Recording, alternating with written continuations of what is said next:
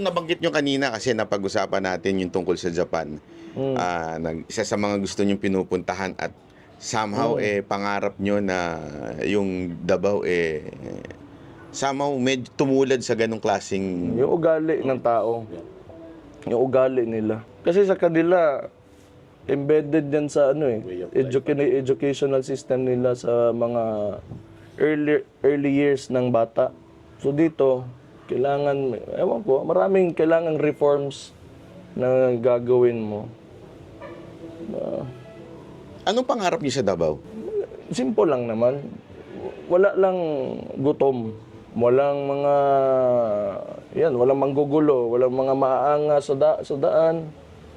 Infrastructure, yun naman usual na sasabihin. Sino ba namang di gusto ng infrastructure? Pero di ba, mahalaga doon, yung quality of life lang talaga. Kailangan masaya lang yung mga tao. Paglabas nila ng bahay, hindi sila worried. Pag naglalakad sila sa daan ng gabi, pwede ka mag-cellphone, diyan sa baktas ka ba? Ganun lang man.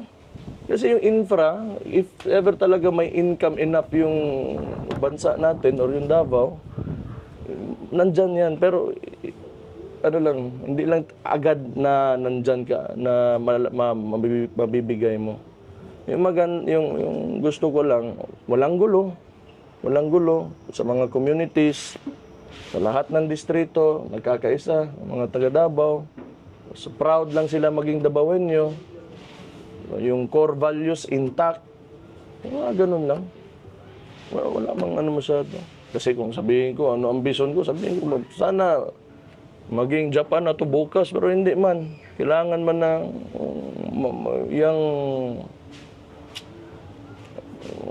actually, relatively young country pa naman talaga tayo. After 100 plus years. Ang dami pa tayong pagdaanan. Marami pa yan. Overpopulated pa. Problema pa yan. Kung isipin mo talaga, grabe yung Dito sa Davao, simple lang. Simple lang. Huwag mo masyadong materialoso yung mga tao. Yan, kasi isa rin yan maging greedy. So, mag-aagawan na. Yabangan. Inggitan. Hindi mo maiwasan, pero if minimal, mas maganda. Maganda yung plano nyo, yung ganyan na ang concentration talaga yung tao, yung simple life, yung mawala yung greed. Ngayon kasi, yan ang isang bagay na nakikita natin sa buong Pilipinas. Ang nabanggit ko nga po sa father nyo kagabi, after niyang bumaba, parang lahat sumakmal ng pera. Parang wala na si PRRD, tara magnakawan na tayo, magsimula na tayo gumawa ng katarantaduhan. Parang gano'n na nangyari. Lumabas ang adik, lumabas ang mga magnanakaw ng congressman, lumabas lahat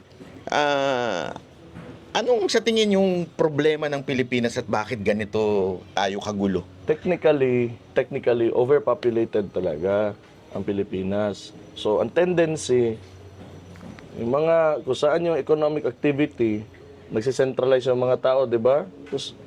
There can only be enough resources or enough jobs, enough opportunities for a good number of people.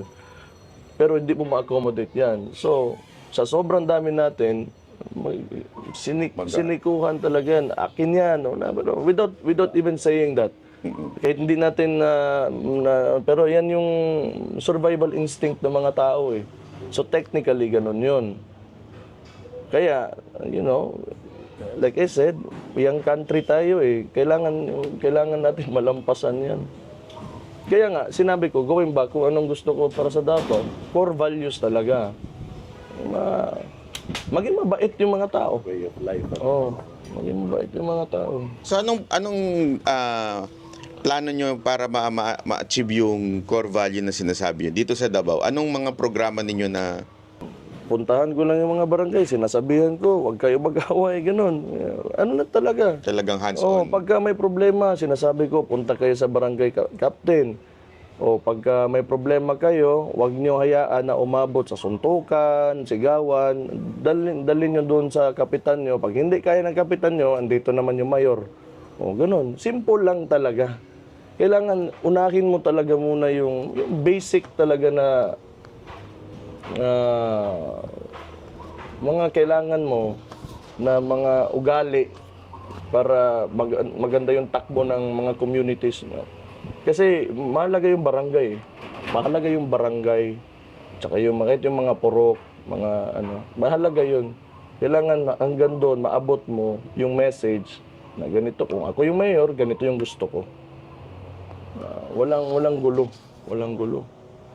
Tsaka maayos, o mga bata, mapasok lahat sa eskwelahan, ganun. Repetition, lahat ng barangay, kausapin mo talaga yung mga tao. Kailangan mo sabihan, yan yung gusto mo. Yung mga kapitan mo, dapat yun din sinasabi nila sa mga tao. Pero Anong sa tingin niyo nangyayari dito sa panggigipit sa SMNI kay Pastor Kibuloy? Meron ho ba kayong opinion patungkol dito?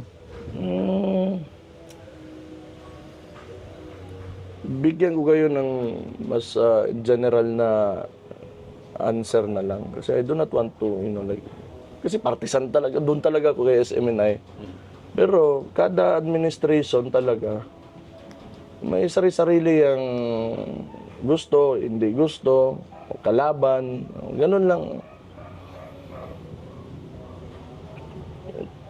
Tingin ko, kung ikaw si SMNI, sabihin mo talaga, you are being oppressed, may tinitira ka. Pero maybe sa kanila naman, yun yung necessary para sa kanila. Natural lang yan. Hindi talaga yan, pag mag-ibang administrasyon, may mangyayari talaga na mga ganon. Lalo na sa Pilipinas, yung ugali talaga ng mga tao dito. Pag in power talaga, gagamitin yung power na yun para makuha nila yung gusto. So kailangan maputol na yung cycle na gano'n. That's what's happening to SMNI. Mayor, regarding dun sa yung sa PI tapos sa Chacha na yan. So nag-aano po tayo sa Maisug pero lumalabas ngayon parang tuloy-tuloy pa rin po yung kanilang isusulong pa rin. Reaction doon, Mayor? Actually, tama din naman yung sinabi ni PRD, former president noon sa Cebu, na as long as it will not benefit the incumbents, tama yun. Kunwari, ako si Marcos, may pipirmahan ako, yung sinabi niya na pag if ever natuloy ito, kung ano yung batas ngayon, yun yung mag-a-apply sa akin. Na walang presidente na makakabalik o makakatakbo ulit. Kahit anong paraan. Ganon. Kasi pero totoo rin naman yung sinabi ni Perdi. Wala lang yan, para kunwari lang yan yung economic nila. Ako naniniwala ako doon. Wala yan. Sisingin talaga po. Oo, kasi pwede nila, ang dami ba naman nakasulat dyan, di ba? Maya-maya, pag napasa na yan, nandun na, oy, may ganito pala. O, gagawin nilang excuse yun. Ganon yan. Nakakanapan ng nila, ng mga itatago nila doon sa sa loob ng PI na yan. O, tatago nila yan kung saan sila makaka-take advantage. Yun po yung mga komentaryo ng taong bayan eh. Gusto nila sa Chacha, huwag muna ngayon. Kahit sana, wag na lang talaga. Huwag na. Kasi kita mo ngayon, ano nangyayari sa bansa natin. Hindi talaga sila makakakuha ng suporta ng People's Initiative. Sila lang kasi yan. Hindi naman yan tayo. Hindi naman yan yung buong bansa talaga na naging clamor sa ng tao nga. Oy, kailangan na natin kasi maganda yung performance ng pwede natin ituloy yan. Wala, sila lang yan. Yung mga congressman dyan at mga si BBM, sino man pala. Di ba sinabi ko na nga, doon sa Cebu, either wala ka talagang power over the speaker, which is funny and ridiculous because you are the president, or you are tolerating it. Part of it. Part. Di ba? Kasi either way, matuloy yan o hindi, wala man, presidente naman siya.